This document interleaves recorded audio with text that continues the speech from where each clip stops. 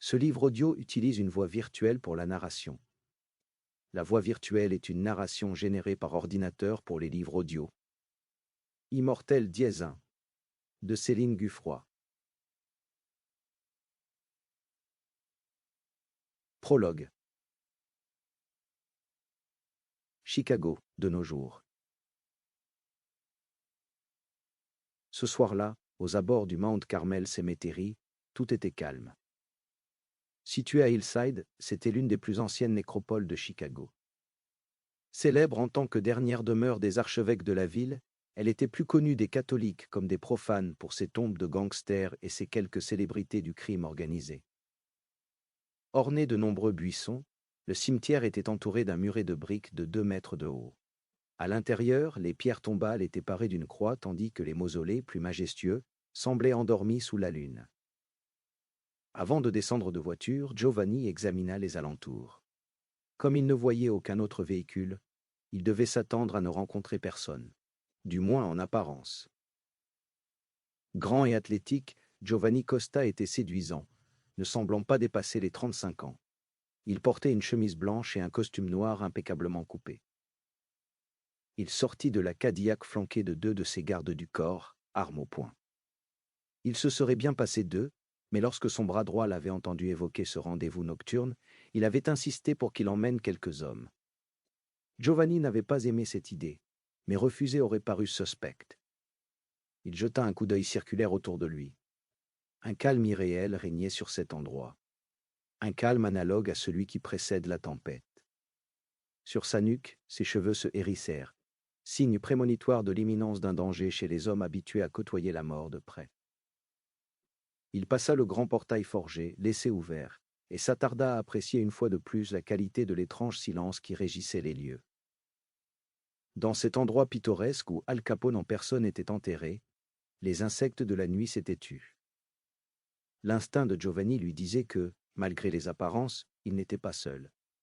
En se déplaçant sans bruit, il parcourut l'espace libre laissé entre les tombes, le regard mobile et aux aguets.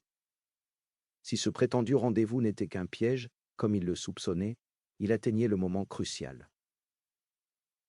Il arriva devant le mausolée d'Earl Weiss, la dernière demeure d'un chef de gang mafieux tombé sous les balles des acolytes de Capone. Il fit signe à ses hommes de vérifier que personne ne se tenait en embuscade derrière le monument. Soudain, 3 silhouettes sortirent de l'ombre et s'avancèrent. Giovanni les imita, rejoint par ses 2 subalternes. Il reconnut aussitôt Alessandro Conti, l'un de ses nombreux rivaux dans le milieu, encadré de 2 de ses sbires. Les mains dans les poches de son pardessus très coûteux, le mafieux portait un costume gris sur une chemise blanche et une impeccable cravate de la même teinte. Son regard froid et inexpressif fixait son vis-à-vis, mais il n'impressionnait pas celui-ci outre mesure. « Giovanni Costa !» s'exclama-t-il d'une voix qui résonna dans le silence de la nuit. « Ravi que tu aies pu venir. » L'interpellé fit quelques pas prudents en direction du triste comité d'accueil, semblable à une bande de vautours qui attendait qu'il baisse sa garde pour le tailler en pièces. « Il m'a semblé qu'il s'agissait plus d'une menace que d'une invitation, » rétorqua-t-il maussade. Alessandro ricana, imité par ses 2 hommes de main. Costa ne put s'empêcher d'esquisser un sourire, amusé par l'imbécilité de son adversaire. Celui-ci n'avait toujours pas compris à qui il s'attaquait, et il ne le comprendrait sans doute jamais. « Une menace » répéta-t-il. « Non, il s'agit d'un rendez-vous d'affaires entre 2 chefs d'entreprise civilisés. » Son interlocuteur haussa les sourcils, sceptique. « Dans un cimetière » s'enquit-il tandis qu'une mèche de ses cheveux noirs lui tombait devant les yeux. « C'est plus discret. » Les iris bleus de Giovanni s'assombrirent. « Discret pourquoi, Conti? Pour un meurtre ?»« Cela dépendra de toi. » À peine eut-il prononcé ces mots, qu'un des 2 hommes de Giovanni s'effondra, une balle dans la nuque. Le second pivota pour abattre le tireur avant de revenir sur Alessandro et ses hommes, tandis que son supérieur avait déjà dégainé sa propre arme à feu qu'il braquait sur son rival. « Donne-moi une seule bonne raison de ne pas te griller la cervelle, » cracha-t-il furieux. « Allons, regarde autour de toi avant de proférer des menaces inutiles. La situation n'est pas à ton avantage. Vous n'êtes que 2, nous sommes 3.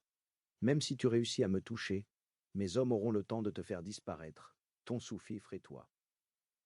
Je prends le risque. Pour continuer à écouter ce livre audio gratuitement, cliquez sur le lien dans la description et vous pourrez l'écouter en entier sans frais grâce à l'essai de 30 jours d'Audible.